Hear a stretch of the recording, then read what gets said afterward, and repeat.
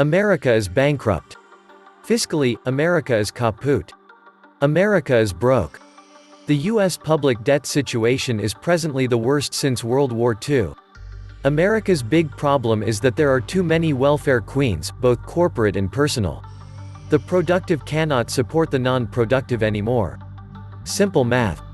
The ones who should really be afraid are the ones who can't live without a government nipple in their mouth.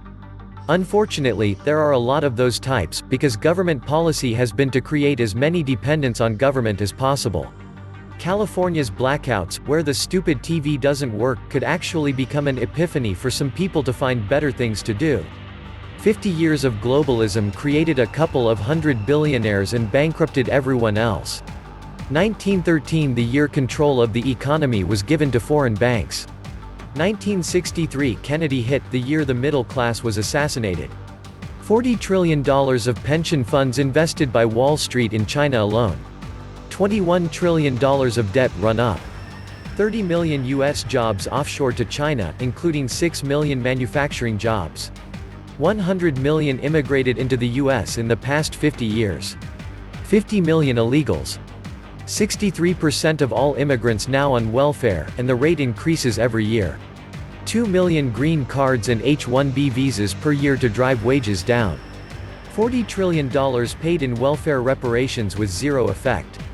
America is broke, China is worse, the EU is toast, and Russia, even if not in as much debt, is not far behind. If we catch a cold, the world gets pneumonia. Know that much. The debt storm approaches, slowly, then all at once devour everyone. No one shall escape. America is the Titanic and it is sinking in an ocean of debt. Welcome to the Atlantis Report. Here are some figures about the insane level of debt and taxes in America. Total mortgage debt rose to $9.4 trillion, $1.48 in student loans, $2.5 trillion in other consumers' credit-related debt. Total auto debt in Q2 of 2019 is $1.3 trillion. Credit card loans crossed the $1 trillion marks. Corporate debt is at record highs, standing at $10 trillion. And they continue to increase. The U.S. is running up its debt over $1 trillion a year, with $21 trillion already on the books and promises to its retirees and Social Security recipients of another $200 trillion. We passed the signpost some years ago, and into the twilight zone is where we are headed. Wall Street has reported record profits this year. Average bonuses for bankers have risen by as high as 40% from last year. And that's hard to hear for everyone on Main Street suffering the effects of the global crisis. The banks want us to pay their bad debts. They are not too big to fail, they are a bunch of money junkies that want every penny we worked for. And here is more sickening food for thought. Americans owe over $11 trillion in home mortgage debt, and that's just for 1 to 4 family. It does not include multi-family and commercial mortgage debt. That number was only $2.6 trillion in 1990, now less than 20 years later it is over $11 trillion. And we owe over $2.5 trillion in another consumer credit-related debt: cars, boats, RVs, credit cards. Credit cards make up a little less than $1 trillion of that $2.5 trillion total. That number was up from $800 billion in 1990. So, just in home mortgage and consumer-related debt, we owe almost $14 trillion on assets that are very likely worth less than we paid for them. What's worse, we do not pay the low interest rates on our debt that the government spends on its debt. Total mortgage debt rose to $9.4 trillion, an increase of $407 billion from the same juncture in 2017. Household debt has been growing for 5 years, but mortgage balance growth has been on a slower incline since it stopped declining in 2013. Total auto debt in Q2 of 2019 is $1.3 trillion, a jump of $59 billion from the same time in 2018. When the Federal Reserve lowered interest rates in 2008 to fight the recession, giving consumers more incentive to pursue the typical 3 to 5 year loan for autos, it kick-started a trend that has held true today. Auto loans continue to increase because of low interest rates. Student loans, they continue to escalate, growing to a record $1.48 trillion in Q2 of 2019, up to $73 billion from the same juncture in 2018. When the federal government assumed control of the student loan program, replacing the previous administrator, costs were cut, and the availability of education assistance was increased. The loans are guaranteed, and it's seemingly a win-win, lower interest rates to encourage higher education, although the rise of student loan debt has been staggering. Credit card loans crossed the $1 trillion mark, reaching $1.08 trillion in Q3 of 2019. Credit card debt, considered revolving debt because it's meant to be paid off each month, is only 26.2% of the total liability after accounting for 38% of the total debt in 2008. When the Bankruptcy Protection Act of 2005 was passed, making it more difficult for people to file for bankruptcy, there was a turn toward credit cards in a desperate attempt to pay bills. So credit card debt soared, reaching its all-time peak of $1.028 trillion in July 2008, an average of $8,640 per household. Most of that debt was due to unexpected medical bills.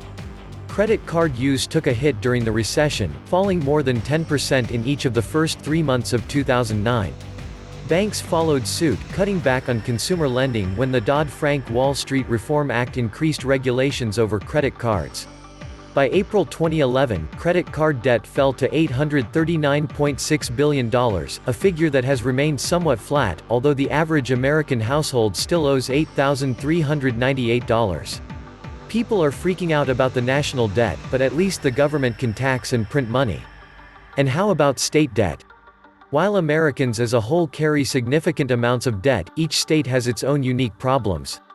The makeup of state-specific debt reflects not just the national economy but also factors like unemployment rates, the worth of homes, and the cost of college. Here's a quick look at some of the states whose residents have the highest debt levels in the country. Credit policies long pursued by central bankers based on the Keynesian model of rising inflation have brought the United States to the brink of economic collapse. In the final analysis, even wealthy nations cannot afford to live beyond their means to support progressives, social justice, welfare programs. Nearly all the developed world is at the Keynesian endgame, and the end of the dollar unless we find a wholly new source of national wealth. Globalization and free trade agreements have led to the outsourcing of well-paying jobs from the advanced nations and a boost to the growth of developing countries. Unless reversed, this trend will continue to the detriment and ultimate collapse of Western economies.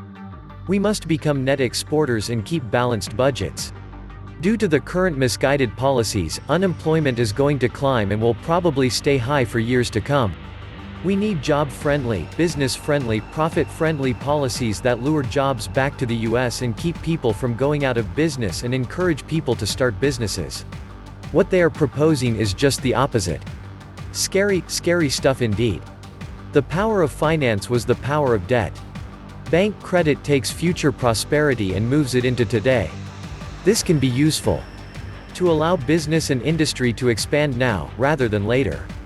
To allow you to buy a house early in life, and make use of it, rather than later, when you don't have long to go. Unfortunately, it has been used the wrong way during globalization.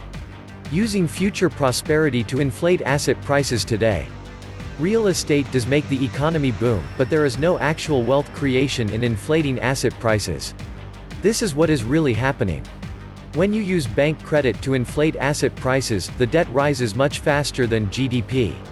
The bank credit of mortgages is bringing future spending power today. Bank loans create money, and the repayment of debt to banks destroys wealth. In the real estate boom, new money pours into the economy from mortgage lending, fueling a boom in the real economy, which feeds back into the real estate boom. The Japanese real estate boom of the 1980s was so excessive the people even commented on the excess money, and everyone enjoyed spending that excess money in the economy. In the real estate bust, debt repayments to banks destroy money and push the economy towards debt deflation, a shrinking money supply. Japan has been like this for 30 years as they pay back the debts from their 1980s excesses. It's called a balance sheet recession. Using future spending power to inflate asset prices today is a mistake that comes from thinking inflating asset prices creates real wealth. GDP measures real wealth creation. Policymakers didn't realize bank credit impoverished the future as they thought banks were financial intermediaries, but this is not true. The central banks started revealing the truth in 2014, about 35 years too late. Before 2008, the bankers brought future prosperity today, and everything boomed. The claims on future prosperity built up, out of sight and out of mind. Once it became apparent, these claims on future prosperity could never be met. A financial black hole opened up that was ready to swallow the Western financial system whole. Banking should be so easy. Bankers get to create money out of nothing, through bank loans, and get to charge interest on it. What could possibly go wrong? Bankers do need to ensure the vast majority of that money gets paid back, and this is where they keep falling flat on their faces. Banking requires prudent lending. If someone can't repay a loan, they need to repossess that asset and sell it to recoup that money. If they use bank loans to inflate asset prices, they get into a world of trouble when those asset prices collapse. Its nearly $14 trillion pyramids of super-leveraged toxic assets was built on the back of $1.4 trillion of U.S. subprime loans, and dispersed throughout the world, all the president's bankers. When this little lot lost almost all its value overnight, the Western banking system became insolvent. Wall Street can turn a typical asset price bubble into something that will take out the global economy using leverage. I cannot stress the importance of knowledge, it outweighs temporary preps every time. It could be civil unrest, economic collapse, or world war, or all three at once. Think critically, my friends, time is short. And since banks give me zero interest for my savings, I have zero interest in banks, and I keep all my cash away from any financial institution. I know by doing this, I'm halfway there in being prepared. This was the Atlantis Report. Please like, share, and subscribe. Thank you.